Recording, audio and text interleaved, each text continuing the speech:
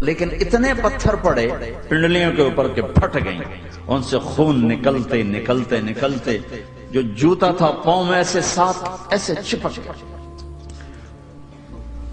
اور ساری کائنات کے دلہا سردار بے ہوش ہو کے وہ آپ کے غلام زید نے نوکر تھے، انہوں نے اٹھایا کندھے پر، بھاگے. پیچھے وہ سر پہ چڑھے ہوئے پتھر مار رہے ہیں اور آپ جتنا بھاگ سکتے تھے بھاگے، یہاں تک کہ بے ہوش ہو کے گر گئے. خون زیادہ نکل گیا تو انہوں نے کندھے پہ اٹھا دوڑ لگائی اور آگے سامنے باغ تھا. کس کا؟ سب سے بڑے دشمن کا، مکے والے عتبہ بن ربیعہ. عتبہ کون ہے؟ یہ جنگ بدر میں جس کے ہاتھ میں جھنڈا تھا، اور جنگ بدر میں قریش مکہ کے لشکر کا جو چیف تھا وہ اس کا باغ. لیکن زید کو کوئی پناہ نظر نہیں، وہ باغ میں گھس گئے اور اللہ کے نبی کو ایک انگور کی بیل کے نیچے لٹایا. تو جان کا دشمن عتبہ، لیکن جب اللہ کے نبی کو خون و خون دیکھا تو اس کا دل بھی پگھل کے رہ گیا. کہنے لگا ہائے ہائے، طائف والوں نے محمد کے ساتھ کیا کرتا. جس پر دشمن کو رحم آیا ہمیں اس پہ رحم نہیں آیا، ہم نے اس کے آنسوں کی کوئی قیمت نہیں لگائی. وہ اتنا ایموشنل ہوا کہ جلدی سے گیا اور پلیٹ میں انگور توڑ توڑ توڑ کے سجائے. جب جانے لگا تو پھر شرم اور وہ ایک حجاب درمیان میں آڑے آ گیا تو اپنے غلام کو بلایا، عداس کا، عداس کے لے جا وہ جو آدمی زخم پڑا اسے جا کر کہنا کہ تمہیں رشتے داری کی قسم میرے انگور رد نہ کرنا، کھا لے. حالانکہ موقع تھا کہ قتل کرتا، ہر وقت قتل کرنے کے منصوبے بنا ہے، موقع تھا کہ قتل کرتا. ایسا حال تھا کہ قاتلوں کے بھی آنکھوں میں آنسو نہیں آئے تو تمہاری آنکھوں میں نہیں آئے. چند پونڈوں پہ اپنے نبی کو بیچ دیا.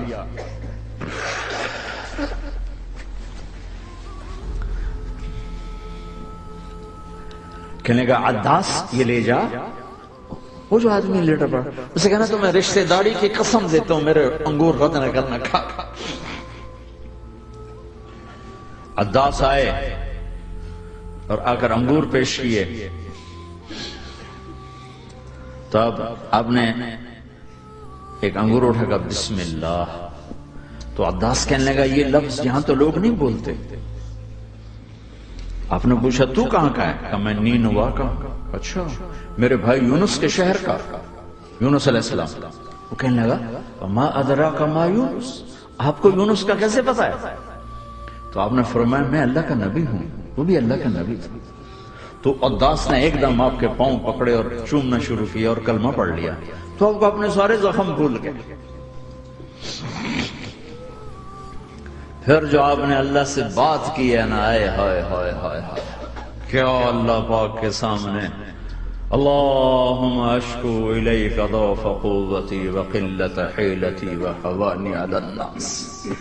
اے میرے رب آج تجھ سے گلہ نہ کروں، آج تجھ سے گلہ نہ کروں، تو نے مجھے کن کے حوالے کر دیا، تو نے مجھے کن کے حوالے کر دیا. الى عدو ملکتہ عمری او بعید یتجحم، ایسے دشمنوں کے حوالے تو نے کیا جنہوں نے میرا یہ حال کر دیا، تجھ سے کون سا چھپا ہوا ہے. ساتوں آسمان لرز گئے، عرش کانپ اٹھا اور جبریل فرشتے کو لے کر ایک سیکنڈ کے کروڑویں حصے میں حاضر. یا رسول اللہ حکم فرمائیں اطبق علیہم الاخشبین، یہ دو پہاڑ اٹھاؤں گا اور یوں ایسے چکی کی طرح یوں کر دوں گا. نبی رحمت، نبی رحمت، نبی رحمت. ارے تم تو آپس میں رحمت نہیں رہے ہو، ایسی فرقہ واریت کی آگ میں جلے ہو کہ ایک دوسرے کو سلام کرنا چھوڑ گئے، ایک دوسرے کے پیچھے نمازیں پڑھنا چھوڑ گئے.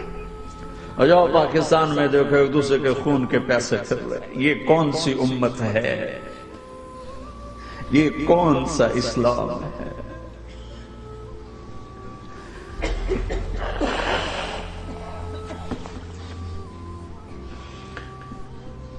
حضرت عائشہ نے پوچھا یا رسول اللہ آپ کو سب سے زیادہ تکلیف کہاں پہنچی؟ کہا طائف میں۔ طائف میں 23 برس میں سب سے زیادہ تکلیف کہاں پہنچی؟ فرمایا طائف میں۔ جنہوں نے اتنی زیادہ تکلیف پہنچائی تھی ان سے بدلہ لینے کا وقت آ گیا ہے اور فرشتہ حاضر ہے، اللہ کی منشا شامل ہے، کر دوں؟ کہ نہیں، یہ نہ صحیح، ان کی نسل میں شاید کوئی ایمان لے آئے، لعل اللہ ان یخرج من اصلابہم من یوحد اللہ۔ یہ نہیں تو ان کی نسل ہی شاید کلمہ پڑ جائے۔ میں عذاب دلانے نہیں آیا، میں تو رحمت بن کر آیا۔ ما بعثت لعانا، میں لان تان کرنے نہیں آیا، انما بعثت رحمتا، میں تو رحمت بن کے آیا۔ اب ممبر پہ بیٹھنے والے لانتیں برسا رہے ہیں اپنوں پر۔ امت بنو، مسلمان بنو۔ اس دعا پر آسمان کے فرشتے روئے ہیں، سات و آسمان کے فرشتوں میں ہلچل مچ گئی۔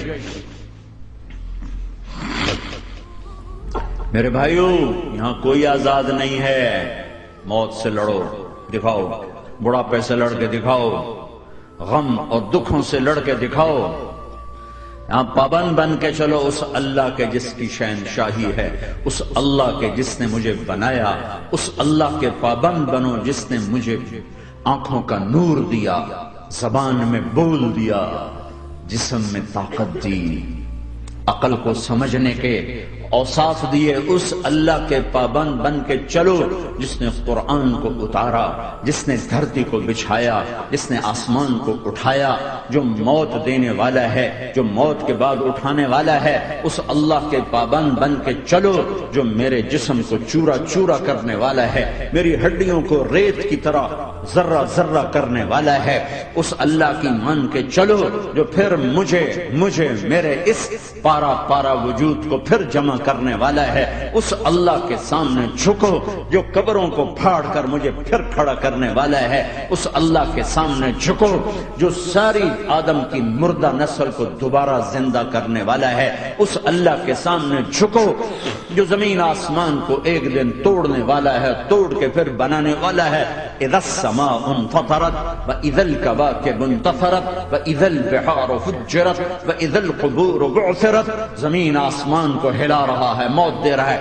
اذا زلزلت الارض زلزالها، زمین پہ موت آ رہی ہے۔ اذا السماء انفطرت، آسمان مر رہا ہے۔ اذا الشمس كورت، چاند سورج مر رہا ہے۔